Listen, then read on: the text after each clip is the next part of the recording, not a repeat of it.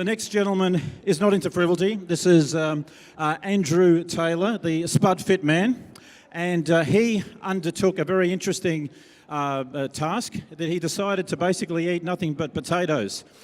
He had some challenges with food addiction, and I think he was inspired by the work of Dr. McDougall and also people like Malcolm Mackay and a few others, and heard about the benefits. I know the sweet potato, one of the healthiest foods on the planet, and anyway, he decided to focus on that as his staple, and sure enough, he's had some amazing transformations in his own life, and Andrew will talk about that now. So I think you'll enjoy this very, very riveting presentation. Without any further ado, Andrew Taylor. G'day everyone. First of all, it's an honour for me to be at World Vegan Day. I've enjoyed this day in years past, and I've loved watching all the speakers and just soaking up the good vibes of this day. And it's pretty cool to actually be on stage and part of it now. So thanks for coming and thanks for listening, everyone. So yeah, like Mark said, I have eaten nothing but potatoes since the 1st of January this year, and I plan on finishing on the 1st of January next year. And I just thought I'd share with you a few things I've learned this year and tell you a little bit about my story and my journey. So for me, this all starts from a long way back. When I was a kid, I've had trouble with my weight for as long as I can remember. Even when I was a junior elite marathon kayaker, I was one of the best kayakers in Australia, and I was still 5 to 10 kilos overweight. I just could never get my weight down to an acceptable elite athlete weight. So it was a real struggle, and that was I was training 4 to 6 hours a day, and even with that level of activity and effort, I still couldn't get my weight down. So yeah, if I knew then about diet what I know now, then life would have been different. And I think, well, perhaps that 5 to 10 kilos that I'm talking about might have made the difference between me being one of the best kayakers in Australia to possibly being one of the best in the world. And that's in the past now. It's not something I worry about. It's just an interesting thing to think about. So if you guys hadn't met me this time last year, you would have been meeting a very different guy.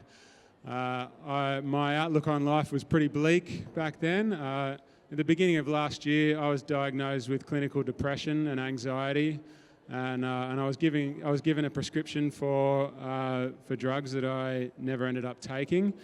Not to say that I'm against antidepressants or anything, it just didn't feel right for me, and obviously listen to your doctors on that one, not me. But yeah, I didn't feel right about taking antidepressants, and I felt like it was something I'd be able to get over on my own, in my own terms. So fast forward to about towards the end of November last year, or maybe the middle of November. I remember I was sitting on the couch and I was contemplating yet another failed attempt at dieting. I've tried pretty much every diet you can think of, all the low carb and Atkins and Weight Watchers, point scoring, calorie counting, weighing your food, all of that sort of stuff. I've done it all. And it all succeeds for a certain period of time. Maybe I can do really well for a month or 2 months or something like that. And sure enough, the time comes when I think to myself, yeah, I've got things under control. Things are going really well. And yeah, I could just have one bit of chocolate cake today. That's okay. I could just have one slice of pizza because my eating habits are totally under control now. And I'd trick myself. I would tell myself that I was going to be all right, and I would just go and eat. And of course, one bit of chocolate cake would always turn into 2, and one slice of pizza would always turn into a whole pizza, and probably a bowl of ice cream and a litre of Coke afterwards as well. And then that would turn into a bit of self-loathing and depression, and basically just not feeling good about myself and life in general. So I was sitting on the couch one November afternoon, and contemplating yet another failed attempt and yet another massive binge on junk food, and I was just quite upset with myself and just lamenting the fact that I just couldn't do this mythical thing called moderation. It just, no matter how hard I tried, I just wasn't able to stick with moderation. And I got thinking about, it suddenly struck me how similar my behaviour with food was to that of an alcoholic or a drug addict. How I'm sure we've all heard stories of an alcoholic who might have gone for a year or even more, or maybe just a couple of months without drinking alcohol, and they think to themselves, yeah, I've got this beaten now, it's all under control, and yeah, I can just have one beer now or one glass of wine and it's going to be okay. And they trick themselves into that.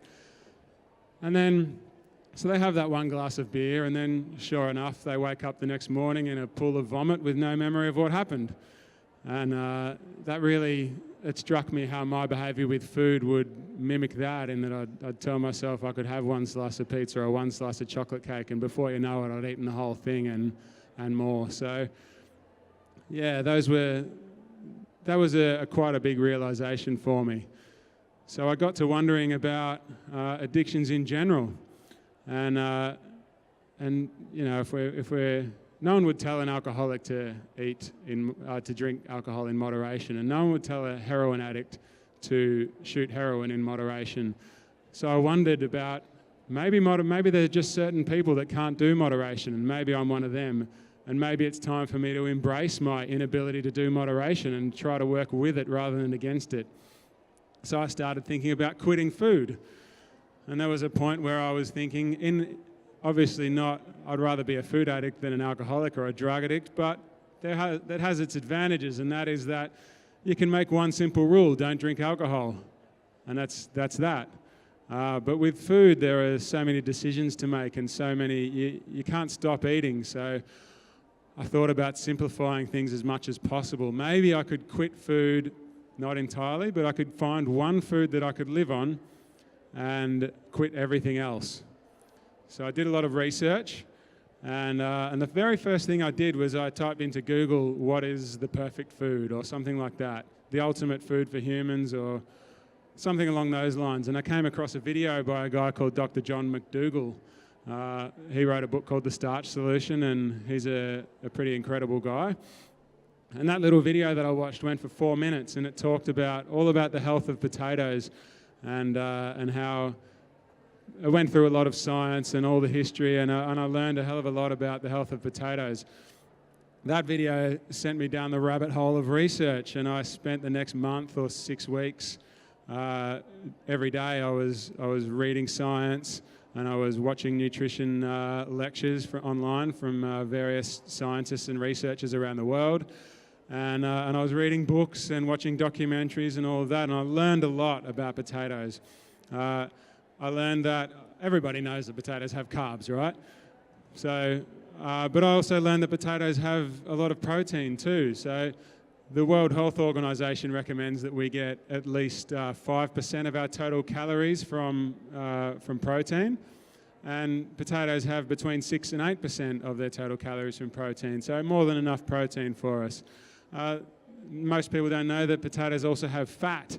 So we need fat in our diet, and potatoes have that, around 1 to 2% of calories from fat in potatoes, and that's just enough to help us absorb all the fat-soluble vitamins that are in potatoes as well.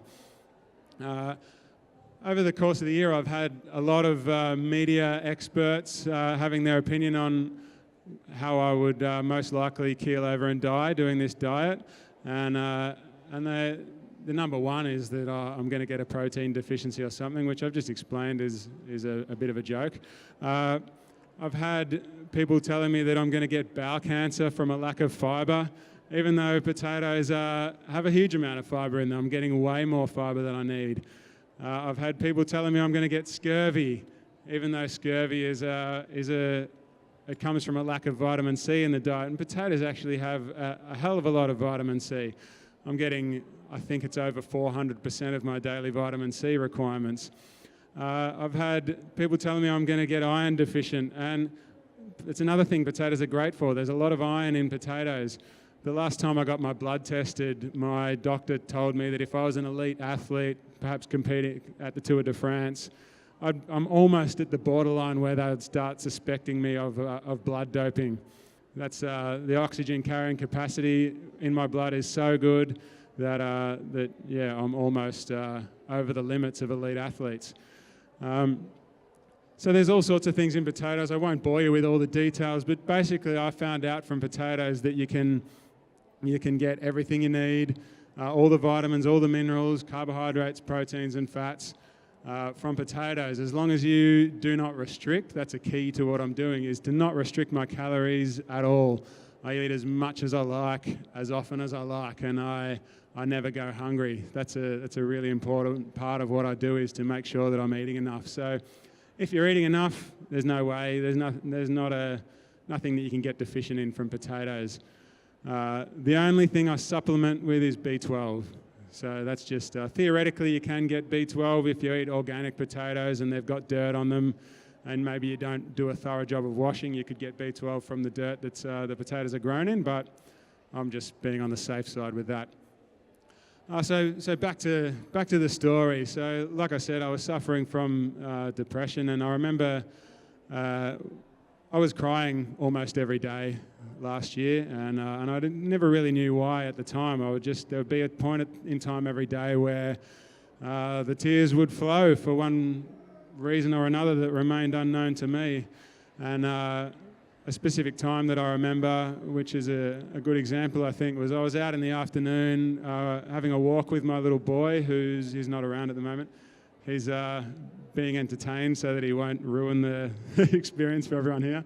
But we were out for a walk, and it was a beautiful sunny day. We were walking along a lake, and the sun's reflecting off the lake, and the grass is green, and the birds are chirping, and we'd been playing at the park, and it's a perfect day. And for some reason, I just started crying for no particular reason, and that was something that was happening every day. So, like I said, my outlook on life was pretty bleak, and I was in a pretty bad place. And so as much as anything, this idea to eat only potatoes for a year sort of came from a place of desperation where, life sucked and desperate times call for desperate measures, and I really felt like I needed to do something big to just shake things up and see what would happen. So I did all that research that I talked about, and my decision was made that potatoes were the thing to do. If I was going to quit food,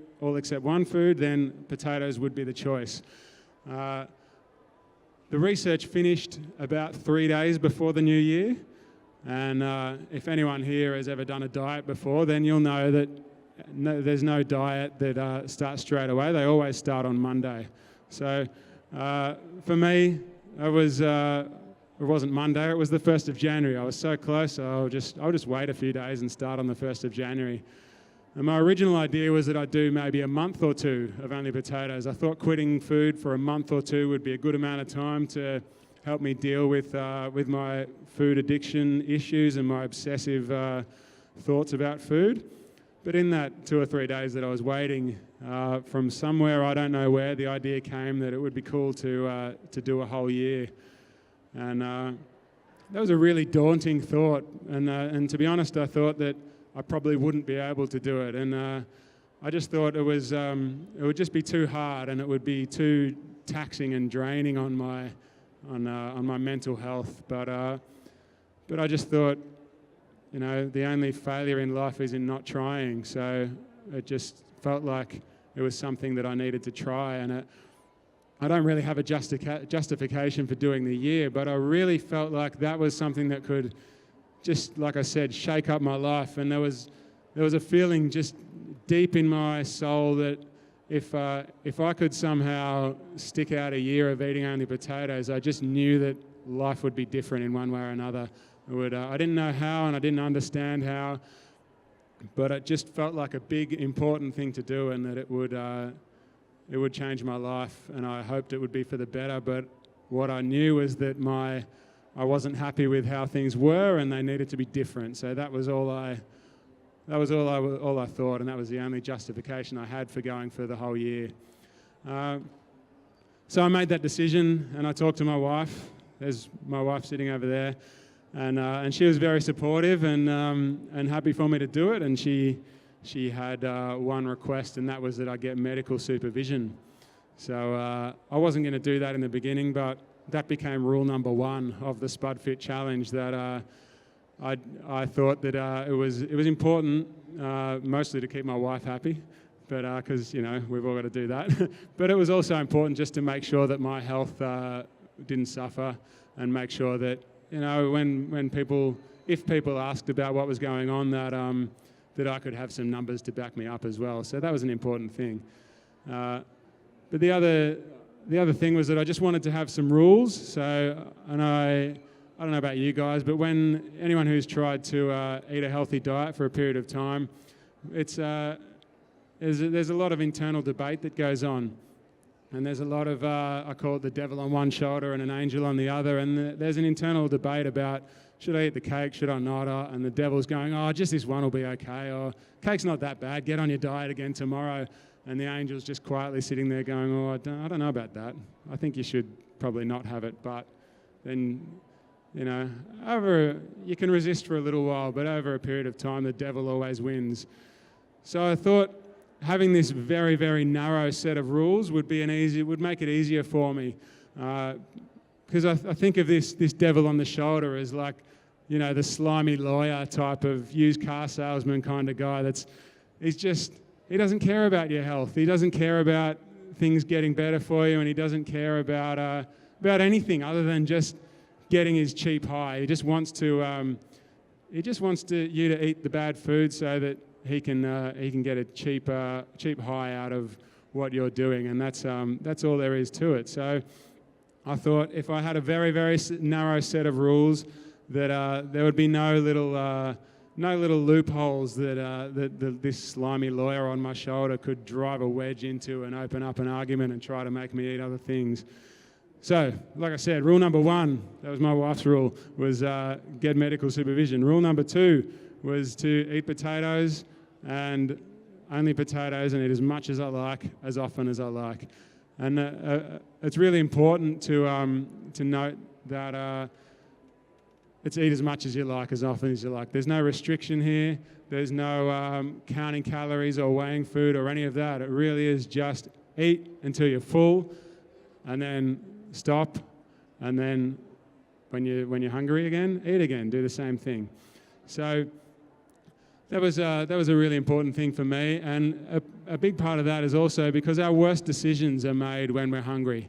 That's if we avoid hunger, then we avoid the times when that devil's going to pop up on your shoulder and go, come on, there's a cake stand just over there. Plenty of them around here today at World Vegan Day. Actually, as a side point, I've loved coming to World Vegan Day over the years, but mostly because of all the amazing food I could eat. And today I've just brought my own potatoes with me, and it's been good. So I don't miss that food. It's good. So they're the rules. The next, I just wanted to share with you as well about some things I've learned over the course of this year about how to deal with food, with cravings, basically. So the first couple of weeks were really hard for me. It was a real struggle to try to get through that couple of weeks without caving in and binging and all of that. But it was the first part of what got me through was that it was really, really important to me. Like I said before, life was not good, and I needed to change, and something needed to change about it. And I knew that if I could get through this somehow, that life would be different. So I had that extra level of importance. So that was that gave me the motivation to try to search within myself to figure out how I could do this and how I could make it work. And everyone wants to focus on the potatoes and how weird it is and how crazy the idea is, but really it's not about potatoes. It's about the psychology of food, and it's about changing my relationship with food and learning to deal with the addiction that I had. So this, what I learned in this 2 weeks was the most important part of the whole journey for me. It's about changing the way I thought about food, like I said. And potatoes are really just a vehicle that has allowed me to travel inside myself and get the work done that needed to be done. So the first tip I've got for dealing with food, dealing with cravings, and this has probably just been the most important and easiest thing as well, is basically I've played a trick on myself. And I've used this trick many times, especially in that first 2 weeks, and that is that we don't have to tell ourselves that you can never eat chocolate cake again, or you can never have ice cream again, or anything like that. It's you can just play a trick on yourself. And when the craving pops up and you think, oh, I could really go a packet and a half of Tim Tams, you can, rather than just saying, no, I'm never eating Tim Tams again, you could say, yeah, okay, I could have Tim Tams, but first thing I'm going to do is eat a big plate of steamed potatoes. Just pile the plate up high and eat them. And it's pretty simple. And you can say, yeah, I'll have the Tim Tams after I've eaten the potatoes, and we'll work on it that way. So I did that many times, and sure enough, eat a big plate of potatoes and you fill up and get really full on potatoes. And after that, I was fine to say no to the Tim Tams or the chocolate cake or whatever. And there was more than one occasion in that first couple of weeks that I was driving home from work or something, and I would stop at a shop that had insert junk food here, and I would sit out the front of the shop eating my box of potatoes, thinking I wish I could just finish this box of potatoes. I need to hurry up and get through it so I can eat the junk food. And sure enough, I'd get through the potatoes and I didn't want the junk food anymore. So that was a really important thing for me. Another tip that I learned was, who's seen The Matrix here? Anyone seen The Matrix? Yeah, really, really cool movie. So there's a scene in The Matrix that I replayed in my mind many times in that first 2 weeks. And that was a scene near the beginning of the movie where Neo gets in the car with Trinity. They come and pick him up to take him away. He gets in the car and sits down. They turn around and put a gun on him, and they get this machine out to get a bug out of him, and he freaks out a bit. And we don't need to go in the whole details of the scene, but he freaks out and stop the car, I want to get out. So they stop the car and he opens the door and he looks down this long, dark, rainy road, and there's like a street light there, and it's a pretty spooky looking road, and the rain's pouring. And he goes to get out, and Trinity takes his arm and says, "Trust me, Neo." He turns around and says, "Why?" And she says, "Because you've been down that road before. You know where it leads, and I know that's not where you want to be." And that was really relevant to me, because my history with food, if I just took a moment to stop and think about things logically, and I know lots of people can relate to this, that just take a minute, think logically about my history, and there's ample evidence, there's abundant evidence throughout my history that I'm not going to be able to stop at one piece of cake. I know where the road's going to lead. I know that it's going to make me feel guilty and make me feel more depressed, and I know exactly where it goes, and I know that if I follow that road, I'm going to get bigger and heavier and less healthy, and it's not going to be good for me. There's a litany of evidence throughout my history. So replaying that over in my head and taking that minute to just really have a think about the reality of my situation was a really important thing for me to do too. Now I'm going to have a Q&A in a couple of minutes, but before we do that, I'll tell you about what's happened. So I've lost 50 kilos so far this year, and I wear this belt hanging out. Thank you. Thank you. So I don't tuck this belt in because it's a reminder for me that if I put on 1 or 2 more kilos, I wouldn't have fit this belt anymore. I was right on the limit of this belt at the start of the year, and so that's why I wear it hanging down like that, because I just look and see it, and it just reminds me of how far I've come. So yeah, there you go. My waist was that much bigger at the beginning of the year. 50 kilos, obviously. I've had knee and ankle pain that are left over from injuries from playing Australian rules football for a long time, and they were giving me not huge pain, but dull pain in my joints daily for 10 or more years, and that after 2 weeks it was gone. My sleep has improved immensely.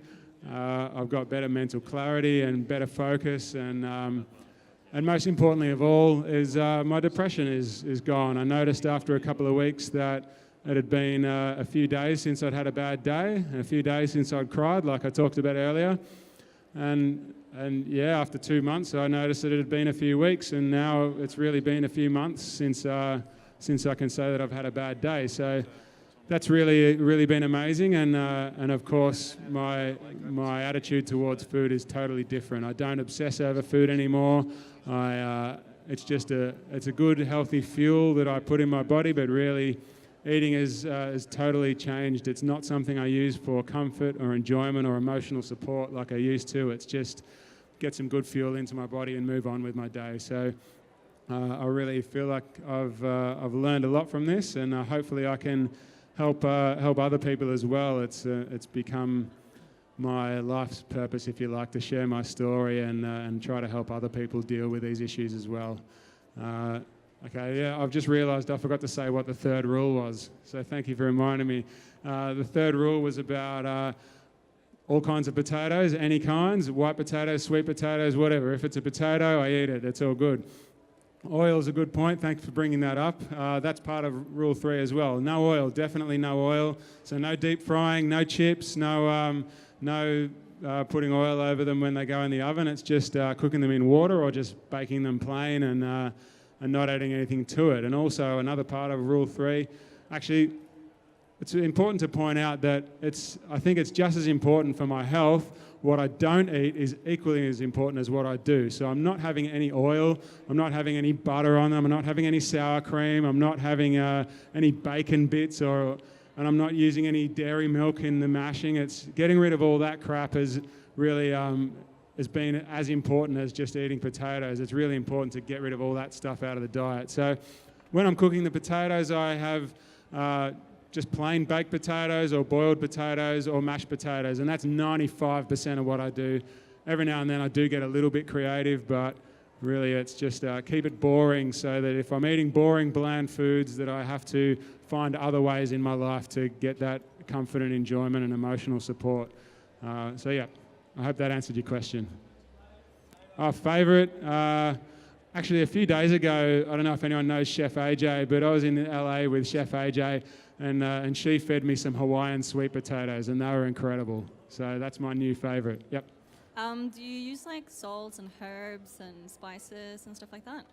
Yeah, very minimal. I do have a little bit of salt, herbs, spices, things like that, but it's very minimal. Like I said, I really want to keep my food boring on purpose, but I do include small amounts of flavouring. For example, I might have some tomato sauce, but it would be like 1 tablespoon over a big plate of potatoes. So it's just enough to give it some flavour and hopefully stop me from going totally insane with boredom. But yeah, so just minimal flavourings. Yep. Any other questions? Oh, one over here. Yep. Were you vegan before you started the potato diet? Yeah, I was. So it's I've been in January. It'll mean 9 years of veganism, but it's like junk food vegan. The unfortunate thing these days about veganism is that any junk food you can think of that a non-vegan can get, you can basically get the same thing as a vegan. You can get cake, you can get chocolate, you can get all this junk. It's probably the vegan versions of the junk are healthier than the non-vegan versions, but that doesn't make them healthy. So I was, ice cream, cake, whatever. Yep. What's your plan after a year? After a year, it's if you listen to Mark Donadue's speech earlier, then basically what he was talking about is my plan. It's a whole food, plant-based diet, no oils added, no processed foods. It's just fruits and veggies and nuts and seeds and grains, and just keep it basic and keep it simple. Yeah. I'm trying to eat healthy too, and I really struggle socially, and I'm wondering if you've got any tips with how you manage. Yeah. Well, just for me, it's I haven't avoided any social situations, and I've still been to restaurants and everything. It's just about being prepared, and so I take my potatoes with me, or I call ahead to restaurants, and they're always happy to prepare just a potato meal for me, and it's really. Yeah, it's quite simple. I think if you want friends to be on board and things like that, and people not to make fun of you, I think the thing about that is is to just be open and honest with the people that are around you about why you're doing what you're doing and how important it is to you. And I expected a lot of people would make fun of me over this year, but yeah, I found that as soon as I was just put all my cards on the table and basically told my friends the story I've told you, they would understand how important it was to me, and the joke stopped. If people around you are good friends and want the best for you, then once they know how important it is to you and they understand, you know, how food causes you pain, then they'll switch from telling jokes. It won't be a light-hearted thing for them anymore. They'll just want to help you, and so that's what I recommend. Yeah. Andrew, congratulations on your personal success. Thank and you. Thank you for sharing your story. Beyond you, how have you found the effect that your experiment has had on other people, and what sort of feedback are you getting from the rest of the world on what you're doing? Good question, thank you. That's been by a long way the coolest thing about this year. Obviously I've had all these amazing changes within me, both mentally and physically, but by a long way the coolest thing is that I've been able to help so many people to get healthy. I've had thousands of emails over the course of the year that I've been answering with people trying to either do what I've done or just use some of the lessons that I've learned over the year to improve their own health. And it's been a really amazing year in that way. And I've had so many requests for so many bits of information from so many people that I actually ended up deciding to write a book, which I've got in a bag over there. So if you want it after I've finished, then come and see me and we can organise that. But it's all about, basically it's a book of everything that I've learned this year, and hopefully people can take that and apply. It's got more than I talked about on stage now too, but people can take that and apply to their own lives and use it to get healthier. And I just, that's what I want to do with my life now. I want to use what I've learned to help other people get the same results that I have. And it doesn't have to be just eat potatoes. I'm not here to advocate everyone should just eat potatoes. It's just about changing the psychology around food, and it's an honour that people look to me for help now. Cool. Yep. Did you tell your doctor what you were doing? And if so, what was your doctor's reaction? I did. I don't know if anyone's been around and seen Dr. Malcolm Mackay talking today. He's done a couple of different things today, but he's my personal doctor, and I told him at the start of the year, and he was really supportive from the start. And it's not, eating only potatoes is not something he would prescribe to people, but he was more than happy and confident that I would be healthy, and he was happy to supervise me and do my blood tests and make sure everything was going well. So I'm lucky to have had such a supportive doctor like that. I'm not sure that would happen in every case. Can you briefly speak to your experience and the benefit of not overstimulating your senses with your food?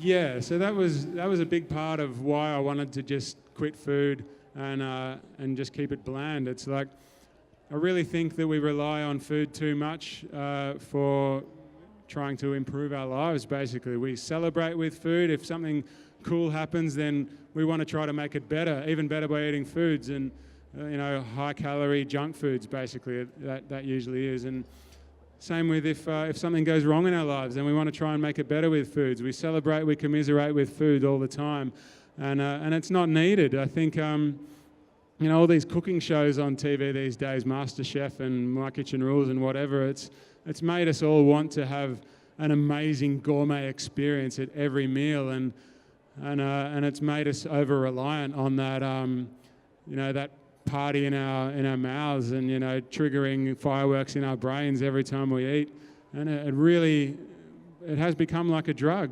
If you have all these high-calorie, high-oil processed junk foods, they trigger the same centres in your brain that cocaine does, and so I think it's really a dangerous thing. So for me, that's been a really important thing, to remove all that excitement and all the excitement from food, basically, and try to teach myself to get that enjoyment and excitement from other areas of life, and stop relying on these foodgasms for want of a better word. But yeah, thanks for the question.